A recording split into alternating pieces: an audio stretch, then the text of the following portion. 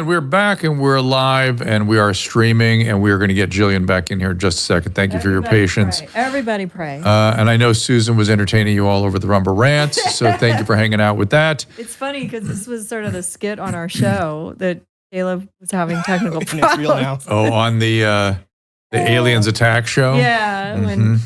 Everybody liked this was a little more acting job. I was going to say this is a little bit more sincere, I'd say, because we really were distressed by this one. It happened. Yeah, we're going to get Jillian loaded up here in just a second. But what you wish for. And as we said, we'll have Drea de Mato in here in about 20 minutes or so. And so it's an interesting time. I want to talk more with Jillian about the so-called, what is he called, the dream team or the people around Trump. I am so interested in that. The SuperTicket, is that what they have? Various names. I don't know. Somewhere Trump's going to come up with some nickname for all of it, and we'll use that from then on.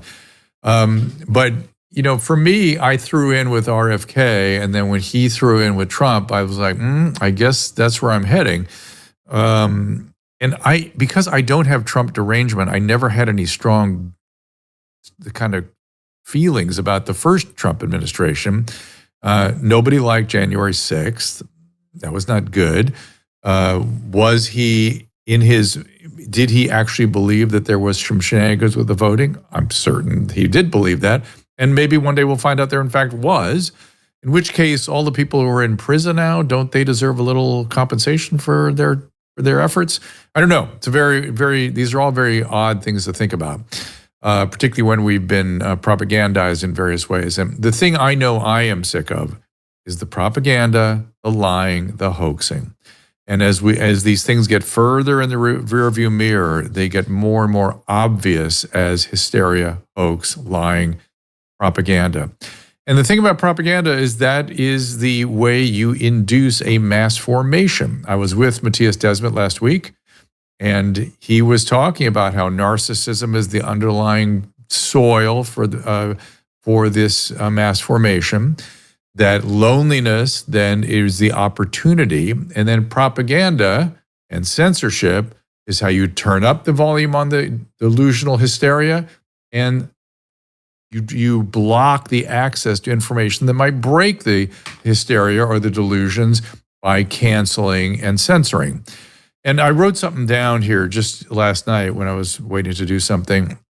It was a quote from Louis Brandeis. The remedy for hateful speech is more speech. Louis Brandeis, I don't know if you know, but he was a Supreme Court justice, one of the most liberal, big supporter of the New Deal under Roosevelt, and his clear mandate, as were so many liberals. This is the thing. I always kind of thought of myself as kind of a liberal. And now to be a liberal is somehow alt-right. What do you think, Jillian, who's hanging out there? Is that what you get accused of being now? You're alt-right because you're interested in health? Alt-right. I'm alt-right. Yes. Thanks, boss. MAGA, alt-right, which, by the way, having been called MAGA for such a long time, I'm confused what's wrong with it. At first you're like, I am not. And then I was like, what am I ruffling my feathers about? What does that even mean? That you are a person who is disillusioned with the system and wants change? Then sure, sign me up. I guess I'm MAGA. Alt-right, probably not. Yeah, it's interesting. You and I have sort of more recently really gotten to know each other. And your thinking is almost always identical to mine. Like we sort of get to the same place on almost every issue.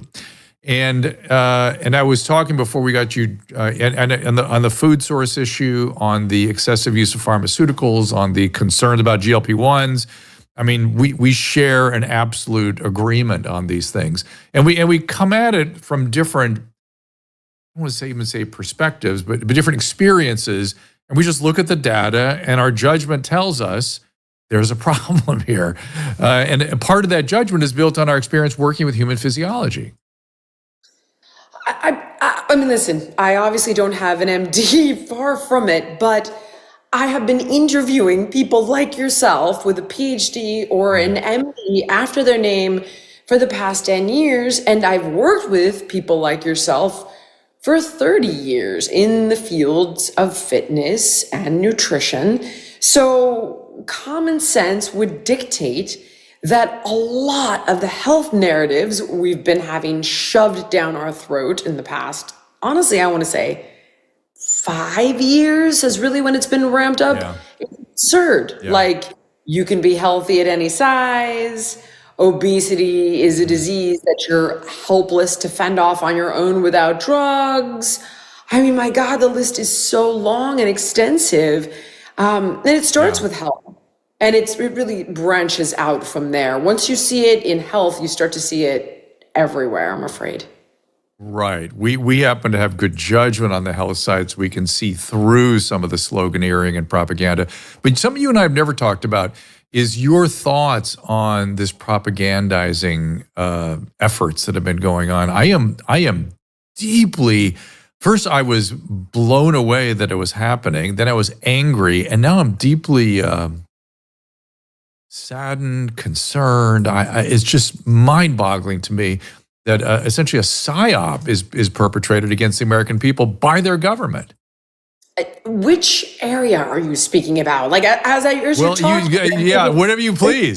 Whatever you please, because you're right, there's a lot. That's absolutely true. I mean, we talk about it on this show all the time. I mean, honestly, which particular issue? It's all, I subscribe to this thing called MedPage Today. Thanks to Dr. William Lee, he would send me studies about GLP-1s there, and I ended up subscribing. And I got one yesterday, and it was like, what will happen if Kennedy gets put in a position of power? Your healthcare will be destroyed. And I thought, my God, it's already, they haven't won. And it's already begun. And for the average person who doesn't work in health, I'm talking about, they really believe it. My mother was deeply alarmed. I'm like, Mom, I promise you this is not real. And I had to walk her through what the plan was, what the agenda was, what the issues are. But when you don't understand something, right, and you're hearing a narrative from what you believe to be credible sources like Newsweek or MSNBC, you're going to buy it. And people do. Although luckily, it seems the majority has not now, which is really good news. Yeah, they do kind of see it for what it is, which is nice, although still it has an effect on people. But let's talk about, let's just sort of break down that one idea that RFK Jr. is going to destroy healthcare. How much more destroyed, Jillian, think about this. How much more destroyed can our health be? I know. You know what I mean? We're not in good shape. Something is desperately wrong. Here would be my guess, right? That he's going to give you all kinds of disinformation about pharmaceuticals and vaccines, and he'll plant conspiracy theories into your brain about gain of function research and COVID, and he's wrongly gone after the great Saint Anthony Fauci. I mean, if I had to guess, that I didn't bother to read it. I just was like, my God, here we go. I mean, they have not even won, and it's already started. So that would be my guess. But what's so alarming, and this is a conversation that I had with Dave Rubin, is that all of this COVID disinformation and misinformation, and I guess like misinformation is accidentally wrong information. Disinformation is when you intentionally perpetuate misinformation knowingly. All turned out to be true. It was like, oh yeah, masks, they don't work. Yeah, not really a vaccine, kind of a shot. Ooh, whoopsie. Yeah, came from a lab. I mean, the list is so long, and they knew the whole time. It's really scary, actually, but luckily, a few voices were able to break through and wake up a few more people and a few more people until Trump won the popular vote by 5 million votes, I think it was last time I checked. Yeah, I think it's more than that, actually. It's crazy. Yeah, the Brownstone Institute has been really instrumental in amplifying some of these voices and some of the thinking and the intellectuals in this area. And I gave a talk to them last week. And one of the points I made is that science itself is not being properly, people are not being properly educated about science. The randomized controlled trials have only been around for about 50 to 70 years. Almost none of them are properly powered to draw the conclusions they do. So the N isn't big enough in the phase 3 trials to actually conclude much of anything. And I told a story and Brett Weinstein came up to me afterward and he said, "This is the problem. This is it. I've been saying it." And the story was that when I applied for medical school in 1979, I had really, really good scientific training. And the guy that was interviewing me said, "What's the scientific method?" And I said, "Well, you come up with a hypothesis, then you develop an experiment to test the hypothesis, then you create a null hypothesis, you test the null hypothesis off that experiment, then you do a statistical analysis, and then you repeat that many, many times, and then maybe what your hypothesis was becomes a theory." And he looked at me and he goes, "That is the first time in 10 years a student has known what the scientific method was." And that was 40 years ago. It's way worse now. Brett emphasized it to me. And I noticed you used the word Goliath. Have you spoken to Brett Weinstein, which is his theory that we're fighting, David here is fighting Goliath? I recently met him in person, actually, at Dave Rubin's house for the first time. And I'm a huge fan of his wife, his brother-in-law. Sometimes I really hope he's wrong because he can be quite scary with some of his ideas.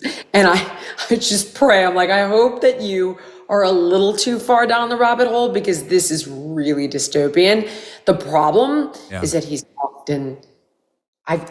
often right. So that said, he speculates that whatever it is that tried to censor differing opinions and hypotheses about therapeutics for COVID's origin, questioning the efficacy of the vaccine, whatever it is that slotted Kamala Harris into the role of, the Democratic nominee with not one primary vote, whatever it is that is selling you, all these crazy narratives is not done yet. He doesn't think that it just surrenders. And the question is, what is it?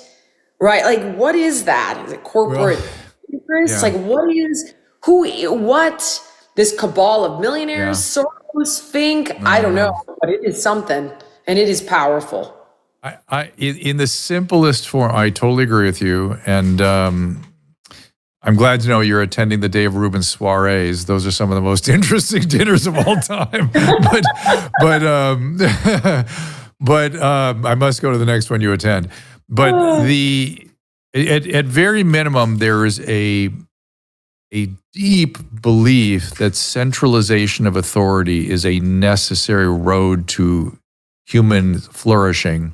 And history teaches us that that is in fact untrue, and it always ends in human demise. And so for some reason, and the Tower of Babel itself was an attempt to centralize authority. So apparently humans do this on a regular basis. It must be fought against. It is the enemy. Now, who's doing it and why, what the confluence of forces are, and Mike Benz would say that the blob of the sort of the NSA, the security and intelligence community is involved with it. Probably all true. It's probably all kind of true. And which is why I was throwing in deeply for Elon Musk, because his idea of unraveling, that's what he went into Twitter and did. He unraveled its inefficiency, and lo and behold, look what he found, all these restraints on free speech. I'm guessing he's going to find a lot of things like that. So I look forward to that. What I want to ask you is, Tulsi Gabbard is your champion in this. Susan and I had the great privilege of having dinner with her. We know her, we love her. What are you hoping from her?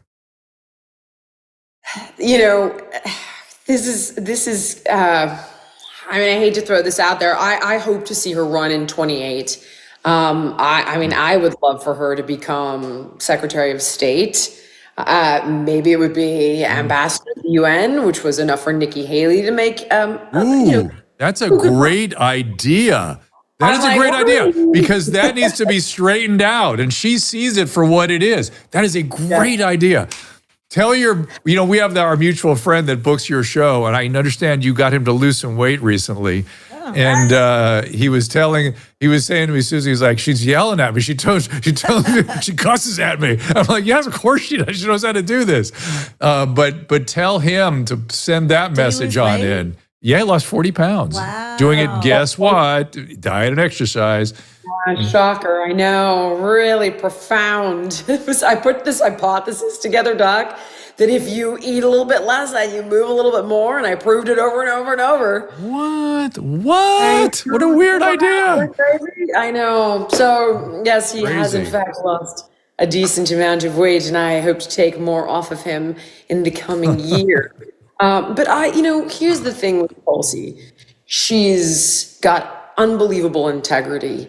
She's incredibly intelligent and articulate. She's seasoned. She's a colonel. I mean, she's yet to be corrupted. What more can we ask of somebody? She's young, she's vital, she's tireless, she's dedicated, she's fearless. I do see some strong opposition, and but that's really where boring, God knows what, but that's where I am hoping to plant my flag. Have you been in the same? Have you met her? Have you had a chance to shake her hand? That sort of thing. We had a few phone calls, and she reached out to me about attending some of the women's events for Trump, and I just said, listen, because by the way, I really have zero interest in being political. I really hate public figures who aren't qualified endorse candidates, because it's like, here you are telling people who to vote for. I think that's wrong, and I don't want to be that person. It's like, yeah, Jillian Michael, stay in your lane, and you're totally right. Like, I will speak out where I see things that are wrong and unfair, but I'm just going to try to draw your attention. I'm not going to tell you what to decide about it. Like, I want you to have the facts. You make your own decision. And I said, listen, this isn't what I do. I tell people what to eat, not who to vote for. I think I've been doing my fair share in expressing the flaws on the other side. And she agreed. And I just said, listen, if you decide that you're going to get in this race again in a meaningful way, I will show up and run through broken glass barefoot if that's what you tell me to do, because I believe in you that much. I followed you for that long. But outside of that, Doc, like, I really hate when people try to tell other people what to do and they don't speak from a place of authority. I get it. Like, I'm not an authority in this matter. Completely get it. I understand. However, two things. You have been quite... No, there are two things. One is you have been seeing through the propaganda and the forces that are making us sick or sicker. And that's important. And you see where that's coming from, and you had an ass full of it. You're done with it. I don't blame you. And I feel the same way. And the same thing, I'm going to bet that you're going to get some sort of a request to come in, whatever RFK puts together. Whether it's I don't know. You're going to be in the East Room giving a talk or something, and you'll go do your part. You'll go do it. You know what I mean? And then you'll talk about what you know about and what you've seen and what works and what we hope for the future to make America healthier. I always think, whenever I think about this issue on the agriculture side, I just had such a vivid experience in France where I ate bread all day long. And I lost weight while I was there. I ate bread and cheese constantly. Because you work out every day. I didn't do the big workout though. It was sort of a half. You did the V-shred workout. I did a version of it, but it was not with weights. It was with, something I'd never done before. It was with the bands and things. The bands with us. The bands, and it was adequate. It was something, but I never really had done that before. But I ate bread all day. I ate lots of bread. You were trying out the HIIT program. Yes, too. It was my first experience with HIIT cardio, or HIIT sort of. Drew and I both lost a bunch of weight doing V-shred. We were ambassadors of Goodwill at V-shred, and we both lost 15 to 20 pounds. Yeah, I actually lost too much. I at least recently just let my weight come back up because I was thinking I'm not sure I should be this low in my weight. As this is something worth talking about. So I am, because I deal with a lot of elderly patients, because I myself am senior. I have to choke on that word, but sarcopenia is a very serious issue. But sarcopenia is a problem, and we have to really. I just dealt with a couple people today where I was like, God, if we'd only gotten you 20 years ago and we could have really worked on they're 85, 87, 88. And I'm trying to do the best I can, but it's not a game you can play in catch up. You have to start in your 40s, 50s, and 60s, resistance training, keeping muscle mass up. Speak to that for a second, if you wouldn't mind. You know who's excellent at this actually is Dr. Peter Attia, and he's got a complete description for how what benchmarks he wants you to hit at every age. I tend to think he's nuts. It's like, do a dead hang for 2 minutes. I'm kind of like, no, Peter, you're a little crazy. But, I prefer that you go too far instead of not far enough and allow somebody to shoot for the stars, land on the moon. That's great. But the reality is that, when you look at one of the top predictors of how long somebody is going to live and the quality of their life in older age, it's how much lean mass they've been able to maintain. Yeah. And it has to do with just pure functionality. It's, can you bend down and pick up your grandchild? Can you open up a jar of soup effectively? Should you trip and fall down? Is your hip going to break and you'll be bedridden? And we all know what that can ultimately lead to when you're in your 80s.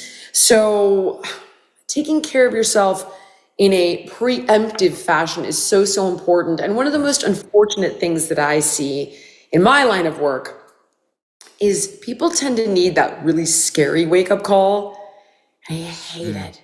You try so hard to speak to the younger kids about eating the garbage food, getting, a jump on it early, like taking care of their skin, getting their sleep, managing their stress, eating better, moving more. And at 20, 25, 30, they can eat a pizza after drinking 4 beers 5 nights out of the week and still have a six-pack. Yeah. What they don't realize is all the damage it's doing until one day you wake up 40 pounds heavier, cholesterol's through the roof, blood pressure's through the roof. They're trying to give you 15 drugs. And it's like, it is trying to wake people up before that scary moment. Sometimes that's what it takes. Most times it is. And the hope is that you get the wake up call that is reversible. But in your 80s, it's very tough. Very tough. And I spent my whole career trying to intervene on the issues that were shortening life, things that, were take people out. I'm now starting to focus on things that can lengthen life, which is what you're talking about. It's an entirely different thing.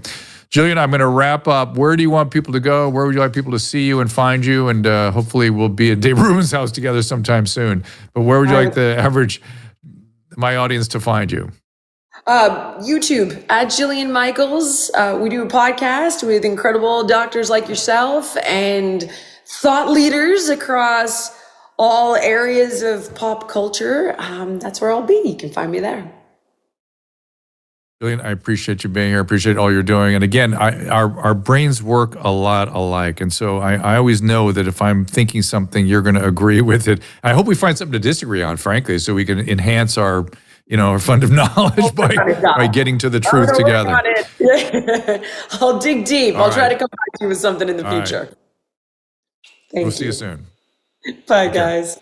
And as we said, we are going to bring Drea de Mato in here after the break. Caleb, is there anything that you want to put the upcoming guests up before we bring Drea in, or anything, or we just go to break and then bring Drea back? Yeah, let's go. We can go to break in just a minute. It's so curious to me. I had all these questions for Jillian. Yeah. It's you did. I can answer them because I agree with everything she says. What are your questions?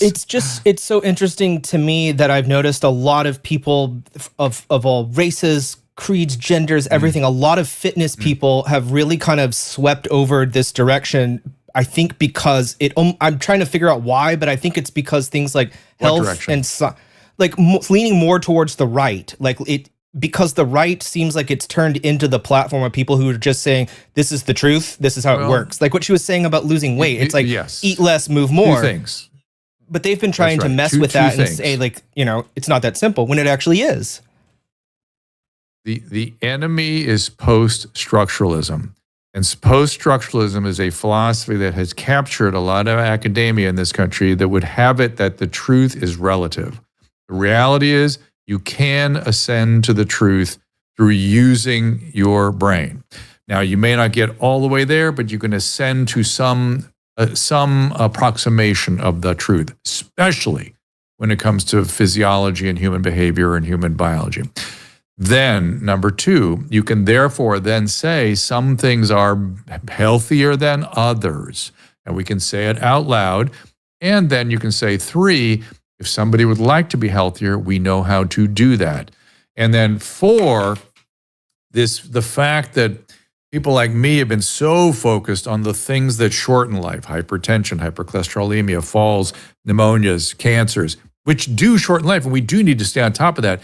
We've missed this new category that we can make a difference, which is lengthening life. And Jillian mentioned sarcopenia, the loss of muscle mass. That is something that happens to everybody at some point in our life. We fall off a cliff. It's what's called a sarcopenic cliff. We lose our muscle mass, and it's associated with end of life. It sort of is the last sort of stage of living. Yeah. If you can push that back as far as possible, you will live not just longer, but better longer. Wellness will be sustained as well. And to get that muscle mass, let me tell you, Jillian was referring to some of the Peter Attia's. Doesn't have a lot of time to. Okay. Some of Peter Attia's landmarks. As you get older, you have joint problems, things. You can't really do those things. You have to work around them. You have to maintain them. We have to find ways to help people maintain their lean muscle mass. Okay, we're gonna take a break. Back with Drea de Mato after this. Okay, good. The Wellness Company knows that taking charge of your family's healthcare is a top priority, and that is why they are constantly innovating to deliver the products and services to help you be rationally ready for an emergency. They've added a medical kit for kids to treat over 20 childhood illnesses: nausea, vomiting, allergies, asthma, bioterror, God forbid, croup ear infections, lice, and more. And you can also order the kids kit with an EpiPen. Carefully sourced, great price. If there's a risk of anaphylaxis for your kids, you want that EpiPen. That can be in all kits, each customized for a different purpose. It comes, of course, with a telemedicine consultation and a guidebook, and you can replenish the meds up to 2 years after the date of purchase. So go to drdrew.com/2WC for 10% off any medical emergency kit or supplements. That is drdrew.com/TWC. I want to teach you about pharmacogenomic testing. This is changing the way we approach healthcare. By analyzing a patient's genetic profile, pharmacogenomics helps physicians personalize drug treatments for more effective results. First, it enhances medication efficacy by predicting how a patient will respond to a specific drug, reducing the trial and error process, especially in mental health care. For example, it can guide the choice of various medications to minimize side effects and improve outcomes. In the long run, pharmacogenomic testing leads to cost savings. It shortens the time to find the right treatment and avoids expensive side effects.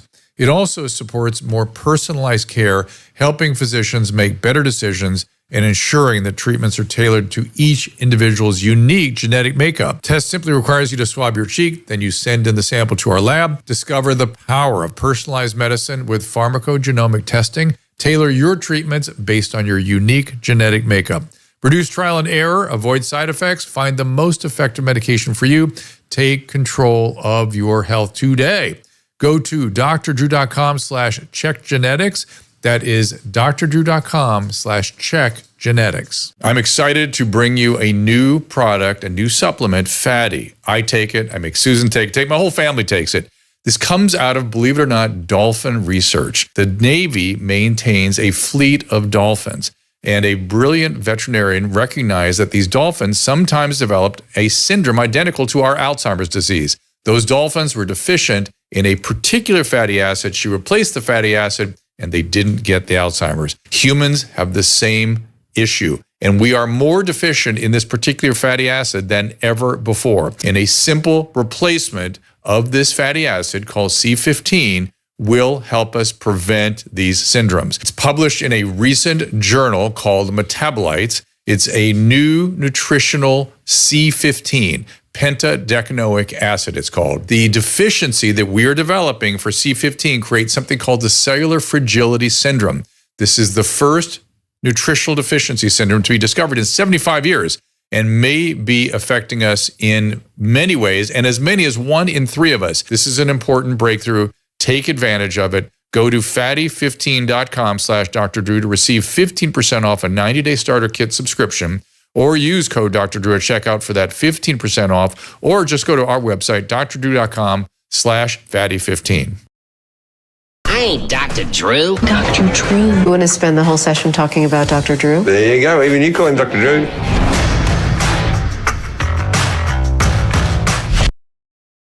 And before we bring our friend Drea de Mato in here, I want to remind you about Paleo Valley and their grass-fed and finished beef bone broth, chocolate in our coffee daily. Now, we have a special promotion here. We want to hear from you, what you do with it. Have you ever done something with the bone broth maybe you think is a great recipe, or maybe something you wouldn't do again?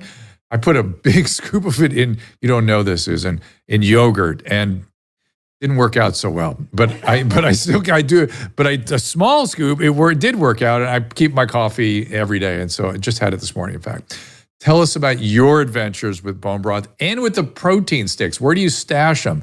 Have you ever found one? On the bottom of your? We have them all over the place when we travel, and honest to goodness, I'm reaching sometimes in my suitcase. I'm like, what is up? It's beef stick. So of course it is.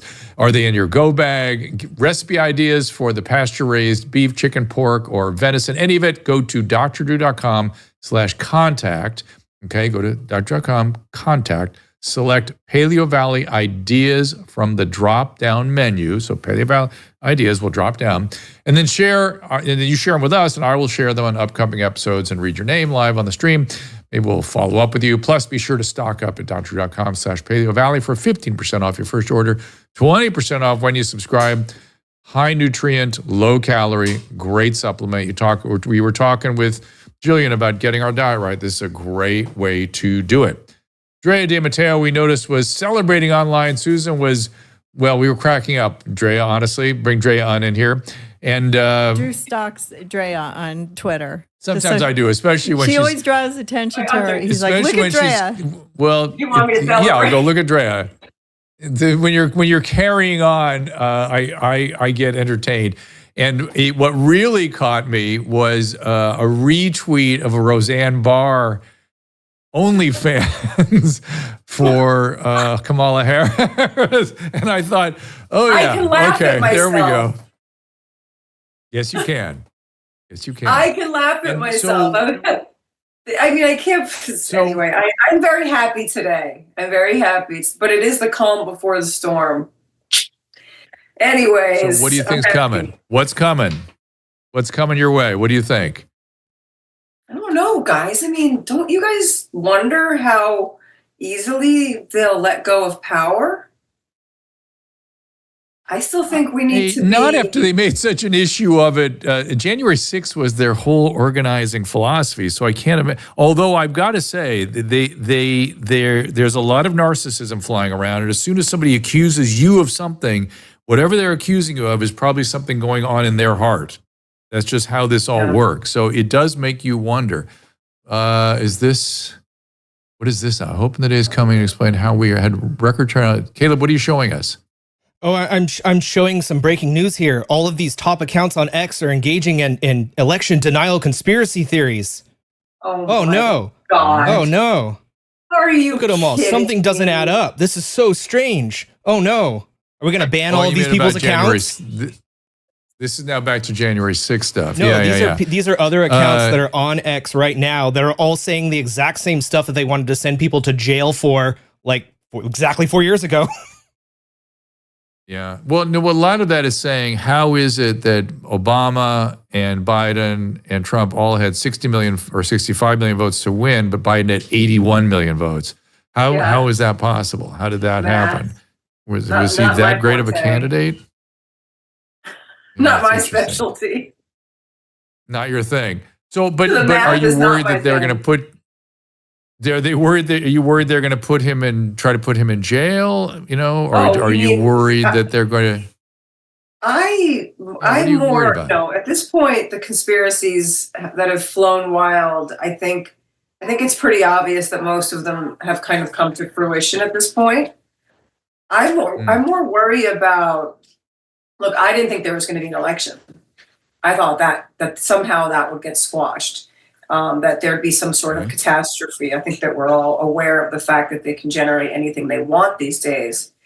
Maybe they weren't prepared for that, but maybe they'll be prepared to not inaugurate them.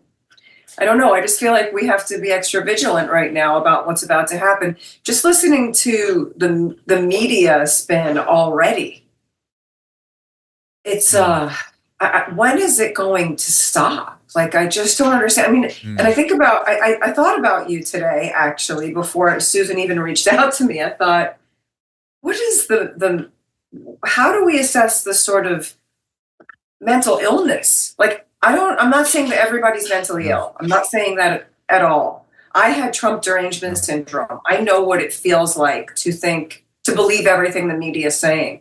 But we've come so far now where most, intellect should know that the media is not truthful, that they read from a script, or they're extremely brainwashed. I don't really know who's getting paid or who's actually believing certain things.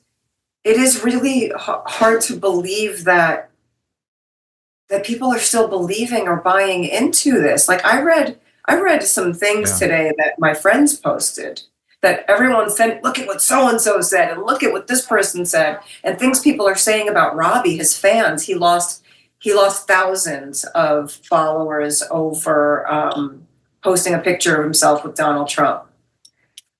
And people are saying he's a threat. Like, they're putting pictures of him up, saying that to watch out for this person, report something if you see something. He's a threat to our country. She doesn't even live in this country, number one. But I'm floored by all of it. I just don't understand how. And then, you have Joe Scarborough out there with Al Sharpton saying that I don't like when I hear white men talking about other races to the degree that these men are sort of, and I know he was there with Al Sharpton, whatever, but they're now trying to spin this misogyny thing, saying that the Hispanic and the black men are misogynists. And by the way, all these celebrity endorsements, I feel like the number one celebrity endorsement this year for America was the black vote and the Hispanic vote. And the way they came out on social media, just like, fuck you, we're not going to take it anymore. We're not going to take your bullshit. We're not going to take this division and keeping us down. Like, I feel like they used every minority as a pawn. They used the gay community, the black community, the Hispanic community, and now they're trying to spin it into turning them into misogynists. I mean, it's too much. So we're going to talk about the mental illness. Well, you mentioned the propaganda. So first of all, propaganda works. It's a brainwashing works, persuasion works. These are highly developed techniques. Now, what I don't understand is how it's invaded the media so much. Is it just that the anchors on the media or the people that are writing the teleprompter material have been persuaded by somebody, and that's where the derangement's coming in? At very minimum, you see evidence of mass formation. You see delusional thinking. So what's delusional thinking? So I want you to tell us what it's like to have Trump derangement and how it changed for you, because it's really important for people that are in a delusional state, right, where their thoughts are not reflective of reality and they can't be persuaded out of it with rational discourse. What was that like for you, and how did you change?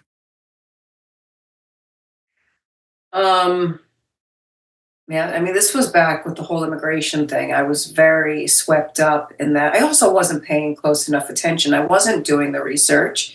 And I think that's a huge part of it. I think if Americans really want to understand how we got here, if they would research it for 5 minutes beyond just the headlines on their social media feed, maybe look at my social media feed for a little while.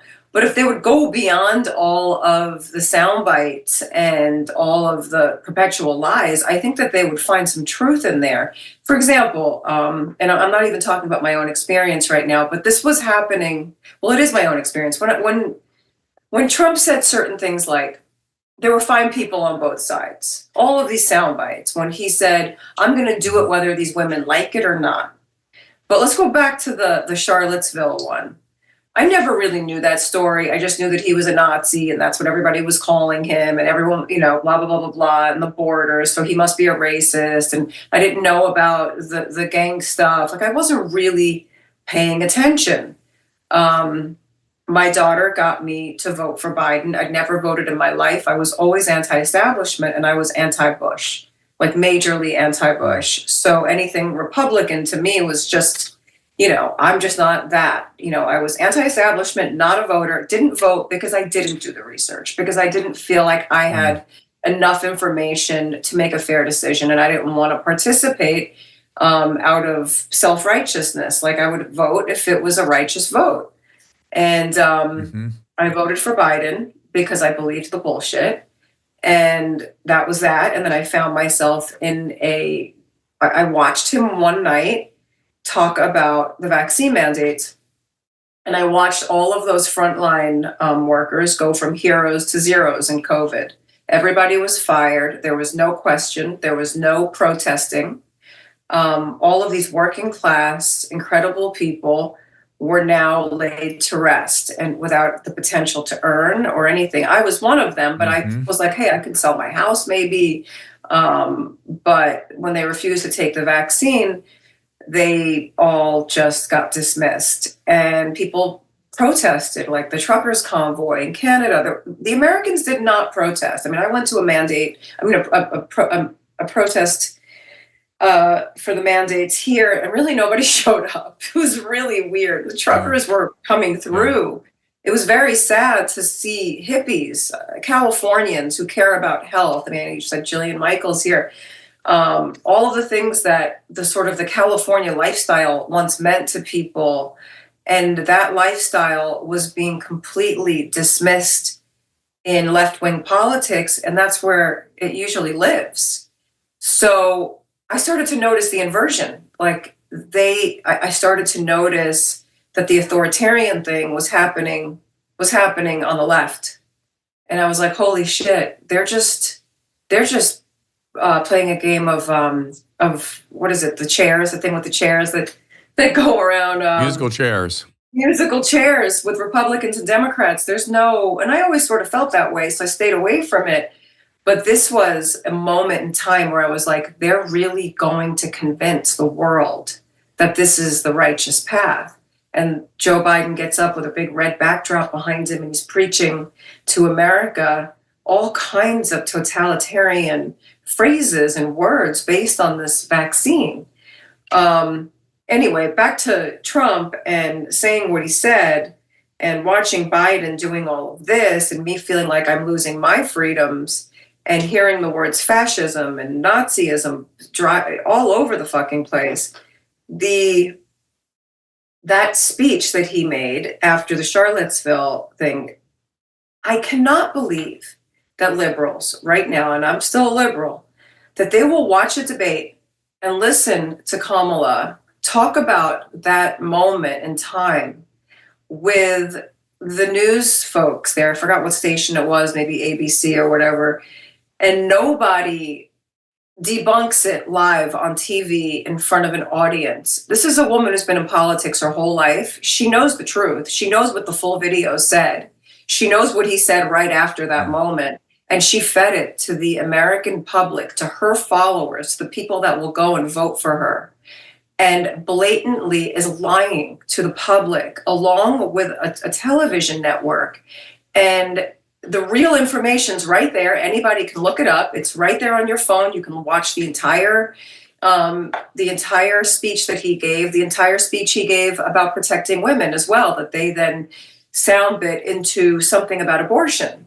saying, well, I'm going to make these women do it. I'm going to do it whether they like it or not. And he's talking about protecting women.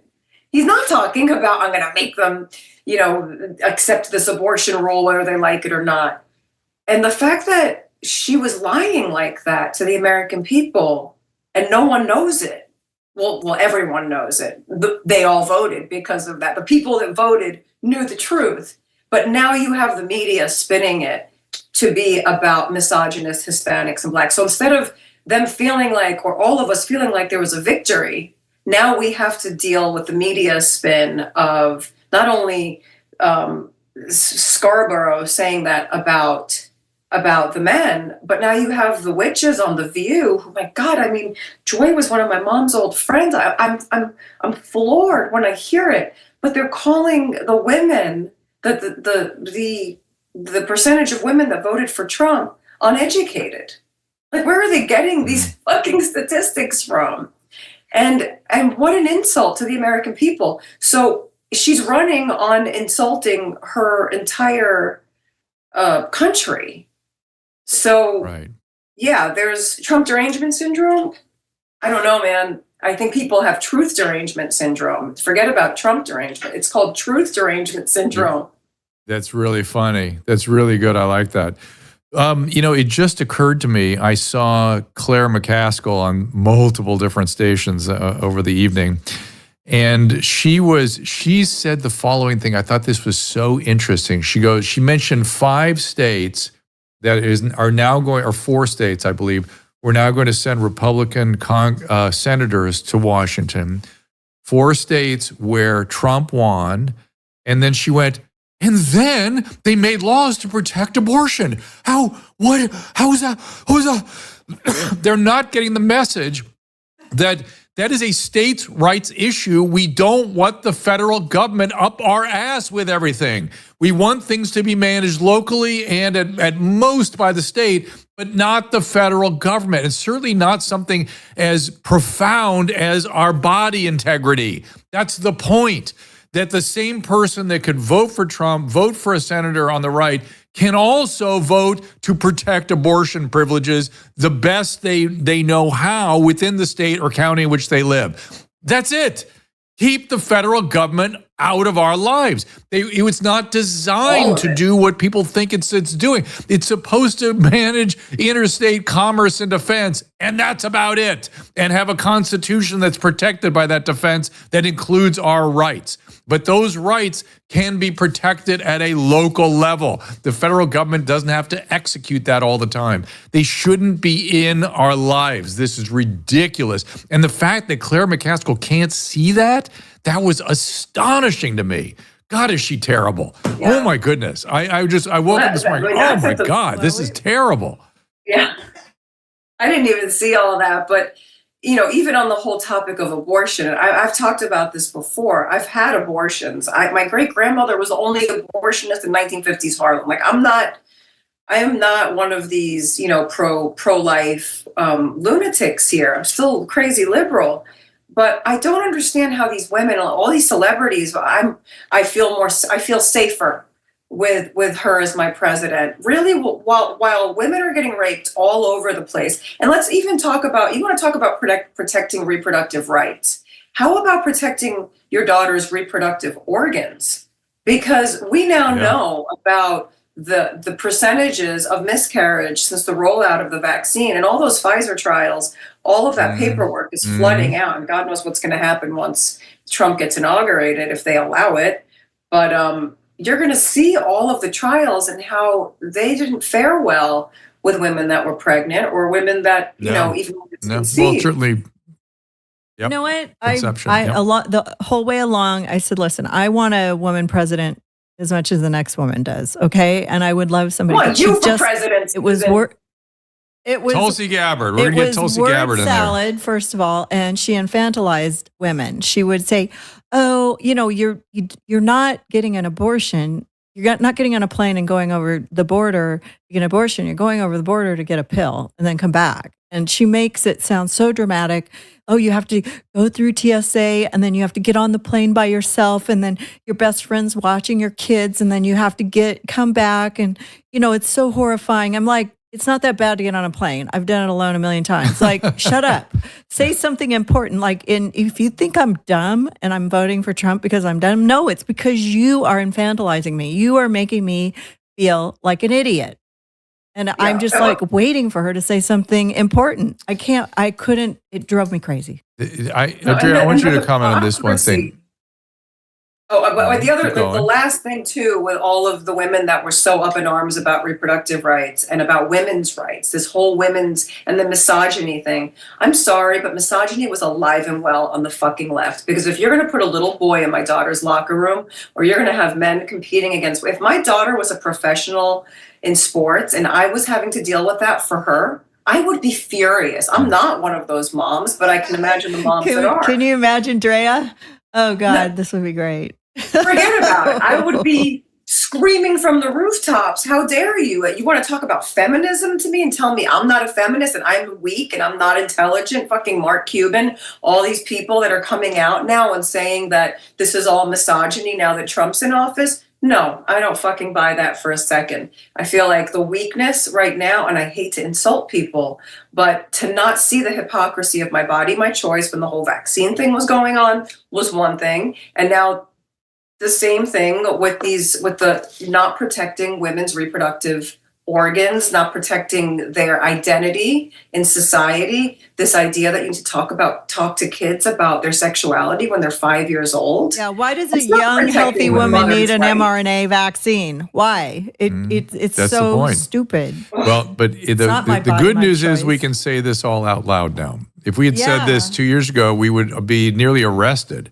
and certainly drummed off of. We could have been arrested today if things would have gone differently. We still can be. I suppose that's true. I suppose that's true. But doesn't it feel like trotting out, what's her name that played Pretty Woman? Julia Roberts and all these, some of these people that they just pulled out of the hat to go support Kamala Harris. Didn't it feel kind of old timey? Like, you know what I mean? Like you're sitting in your salon there talking on digital media and tweeting, and that's how you're getting the word out. They know they have a movie. But these people in their 60s are being trotted out as though they're cool and they're doing it in mass media, which is also not cool. It's just such an old time. It's like way of old doing Hollywood. things. They would make the stars do certain things for publicity and it's weird propaganda. I mean, Drea knows she had to walk away. Oh, who did? Who had to walk away? I didn't hear what she said. You're not working in Hollywood now just because of this. Oh, getting canceled. Yeah, these stars are being told what they need to do because it's the right thing to do. They have to vote for Kamala. So, otherwise they're not going to get another job. Well, I mean, I really do think a lot of people voted for Trump. I think that it was just I had so many people whispering in my ear, like, thank you. And a lot of people writing me today, we did it. And I'm just like, you're excited, but then there's a lot that are not. You too? Interesting. But I do feel like, there was a fanfare to it at one time. There was this patriotic vibe to all of these celebrities coming out for certain presidents at different times when we were all Democrats. I loved it, to see all of that because we were all anti-Bush, God knows, and which was such a, showing, who is it, Michael? I got crazy with all the celebrity endorsements, kind of, and I'm not someone to make fun of people, but every time I would see one online, I would repost it and write some bullshit underneath it because I just started to get really like, come on, guys, like Steve Earle, you're a fucking hippie. What are you doing? You're endorsing Dick Cheney today? Like, where did you come from with this shit? Willie Nelson, oh, now you're on Dick Cheney's side. Give me a fucking break. But Michael Keaton said something that I thought was so interesting. He said, they're laughing at you. He said something, I'm not going to quote him properly, but he said something about how the people on the right don't care about you. They're just laughing at the kind of people that you are. Yeah, that or whatever. one. Remember, Drew? We saw that. Yeah, we saw him say it. It was sad, actually. It made me He sad. had this look of desperation. Yeah, but embedded in all of that is the last thing I want to do is tell somebody else how to live their life.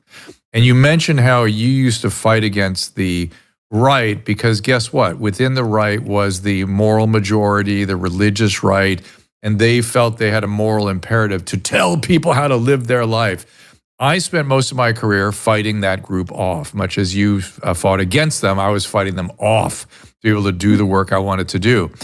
Now, another group has stepped in with a much more, a less morally based foundation for telling me how to live my life. And they have gone even further than the right did in terms of infringing upon things like speech.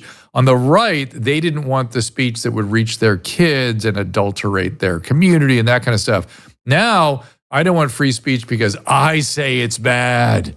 I say it's misinformation. You don't know what you're talking about, and you need to listen to me and my friends. That is a very scary cabal. Yeah, I know I have a few friends who are couples, and some of them couldn't vote because they wanted to vote for Trump. You know, men who wanted to vote for Trump, and the women were like, "How could you?"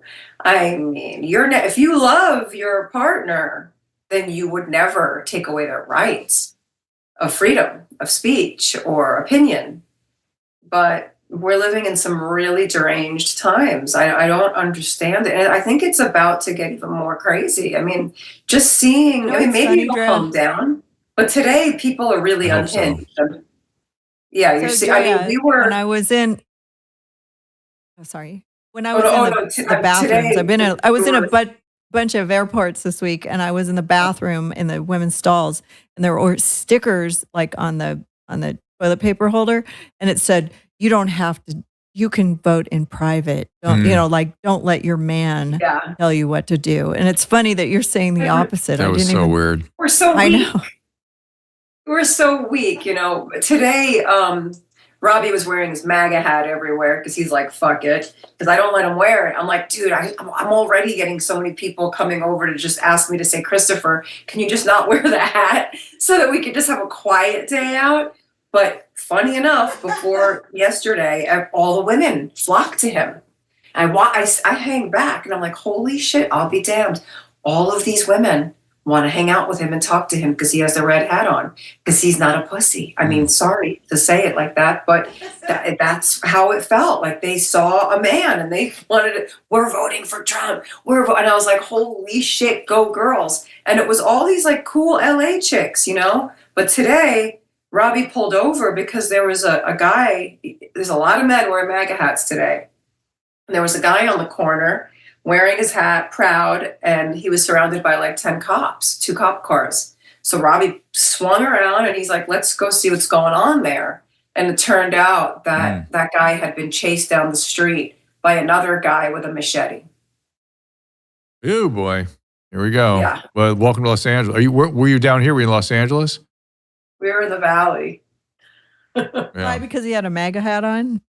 It was the MAGA hat. Yeah, it was MAGA hat. Well, again, my thing of all, I've been saying from the beginning, I want to see RFK Jr. and Musk in Washington. That was my goal. I'm really interested in that. I'd love to see RFK try to bring some healthier mechanisms, things that improve our health, like Jillian and I were discussing.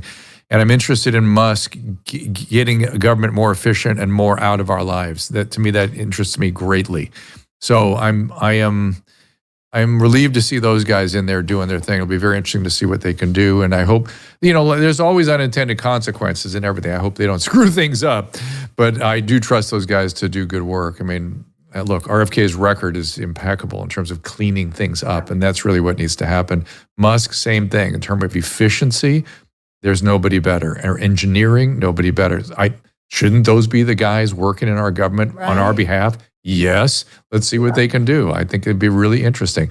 And there's one thing that neither candidate talked about, which was the budget deficit, and that is the mortal. I mean, that is an existential problem that we have to deal with, and I'm hoping that Musk gets at that a little bit. I've got to kind of wrap things up. Somebody just saw Drea on Juicy Scoop. Courtney on X. She's very excited. She said, Drea. Were you on Juicy Scoop? Oh, I did that because of you guys. You guys sent me there. Oh, that's how you got in there. Okay, good. Well, that's good. One thing before we go, though, the thing that is most important to me, and RFK was always, that's how I got to Trump as well, is we've all been sick around here. And I knew we were going to get sick because about 8 days ago, they sprayed the skies in a way that I had never witnessed. It was so aggressive. And today they're aggressively spraying again. And I felt sick all day today. And it's really astounding. And I know we don't really talk about it and everyone writes it off as conspiracy. And I know that, a couple of film companies were paid millions to add those types of grids to their old movies so that people don't talk about it anymore. But it is a real problem. And the food, at least we can control what we consume to a degree, even though the Food Administration needs to be totally dismantled as well. But this shit they're doing to us in the skies, I think that needs to be the first thing that Kennedy does. And Where I do you really live? hope he does. I mean, I don't know if you want to tell us. The Valley. In the Valley? They're spraying in the Valley? So is that like the strawberry Let's fields or hope. something? No. I'll explain it to her. And let's just hope that if there's something going on, we get some honest appraisals rather than more bullshit, more lies, Right. more propaganda. Whatever is going on, let's get as much truth and transparency. I am reserving room for intelligence and things we can't know or shouldn't know, but that should be an absolute minimum. Everything else, they're working for us. And how do we know that they're doing a good job unless we know the job they're doing? And the fact that there's a bureaucracy in there that feels that that they're in charge and that the will of the people bears no significant influence on them, that is disgusting and that must go. And so I think you would agree with that. And I think that's one of the major, I look forward to that being one of the major changes ahead, I hope. And keep the World Health Organization and the World Economic Forum, all those guys, keep them out of our lives and our country. Yes? Yes. The UN Pact for the Future needs to go, all of it. NATO, I mean, I'm just take it all apart. Stop the wars. Peace. Drea's going full hippie. Full hippie. So you're going to be putting flowers in the cannons. So, okay, well, listen. How do they call what? How do they call us the racists and the white nationalists and the fascists? I'll never understand it. So, Anyway. Caleb, do you have a Chiron with her clothing company? Her ultra free. It's down at the bottom. Do you have any pictures Ultra-free. of her ultra free? I don't have the pictures. So, I have she has it right There's there. She's ultra-free. right there.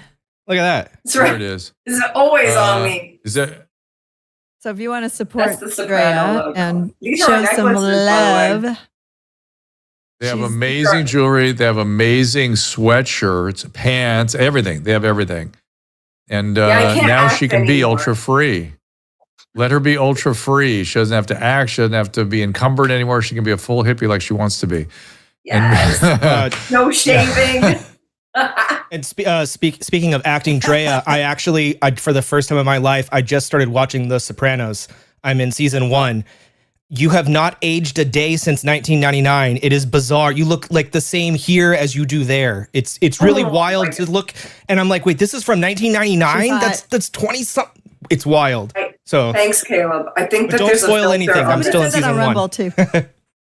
Yeah. There's a filter on here, guys. No, you look good. You look good. I've seen you well, in let's person. have dinner soon. We'll do something. Maybe they can come to the Jimmy Dore thing on Friday. We'll see them because that's out that way. We're going to Jimmy Oh, Dore, and we're I going think to Long Beach Roseanne's going to see be a there. rock show. Who? Okay. Roseanne Barr is going to be there Oh. at the Jimmy Dore comedy We'll thing. get you. We'll do something. All right. Thank you for joining us, Drea. We appreciate it very much. Take care of yourself. forget the rock. Thanks Talk for to you soon. having me, Come see Jimmy guys. Dore. Okay, see you Okay. soon. Bye-bye. Love you. Put the Jimmy Dore thing up there, Caleb, if you don't mind. That's Friday at 7 at the Troy Theater or something like that. Two Roads Theater. Yeah. In Tonga, Studio is City. that? It's in I don't know Studio where that City. is. Well, we're going to find out. Oh, Studio City? Yeah. Oh. Maybe we should go eat it at Firefly. Well, before. I know that's what I'm thinking of. This is coming up. Salty Cracker in here tomorrow at noon. Oh, no. Wait a minute. Is that tomorrow? Yes. Tomorrow at noon. Yeah. Tomorrow. And then, wait a minute. No, tomorrow's Thursday. Yeah. Okay. Tomorrow at Yes. noon.